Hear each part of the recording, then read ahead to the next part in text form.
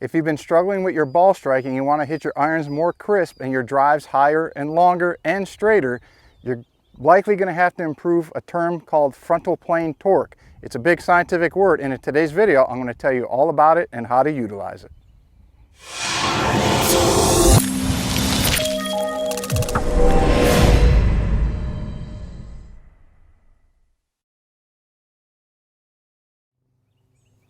So as I discussed in the intro, the utilization of frontal plane torque, which I'll get into and give a description of that in a minute, is hugely and can be hugely beneficial for your ability to hit the ball better, straighter, longer, higher, all the things that you want to do with your golf swing.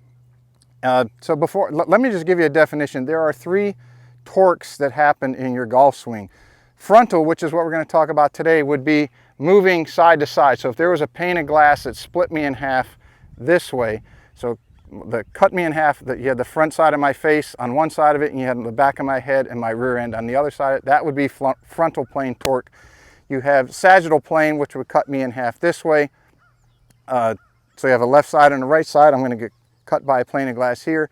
That would be how much you move up and down. And then, of course, your transverse plane or torque would be how much you rotate. But of course, as this video we're focusing on frontal torque, even though you do utilize all three, all good golfers and all golfers in general will use all three torques in the swing, but today I want to focus on the frontal plane. That is a very big word, frontal plane torque. So what many of you might be more familiar with is using your leg or leg drive during your swing, because that is what is going to move you from left to right.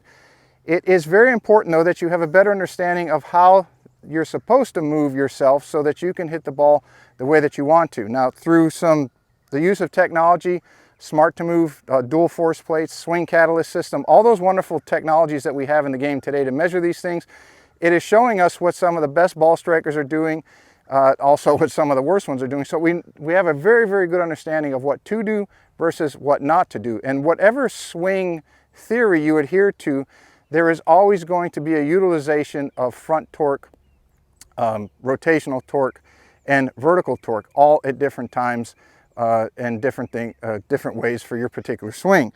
So frontal plane torque, let me explain this, as that's what we're focusing on here, is your ability to shift your pressure from your trail or your target side leg to your trail leg, back to the target side leg, and then upwards, what would be considered pushing you backwards. So let me explain that a little better. At setup, you're sitting here over the ball, and you see this with some of the better players. Rory is a prime example of this, in particular with his driver. They will either set up a little bit more on their target side leg, where they feel like they're leaning a little bit, because they're going to push off of that side into the trail leg. It's not going to move laterally, but their pressure is moving laterally as they're turning. So there's a little bit of a push from the front leg. You make your rotation. Obviously, as you get to the top of the swing, you're going to have a shifting back to the front leg. Most of you are aware of these two things that occur in your swing. Now, here's the key that most people don't understand, and a lot of coaches, we didn't understand it either until we had this technology to show us.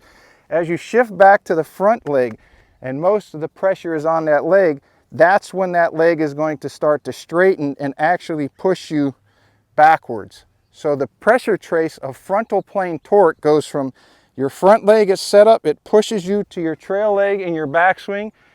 In the transition, it shifts back to the front leg, and then it's going to push you back and up as you come into impact. That is the last key that most people get wrong. They think that once they get their weight on their pressure to their back leg, they're going to stay there and they're going to swing like this, and that's a big problem.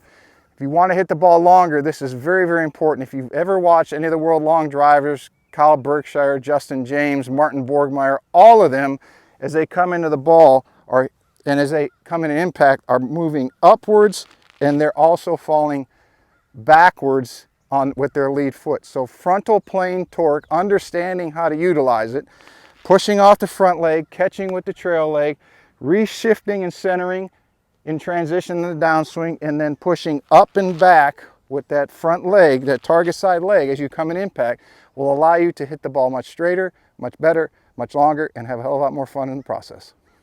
Hey everybody, thank you for watching another one of our videos. If you found this useful and used it in your game, don't forget to click that like button and let us know down in the comments below.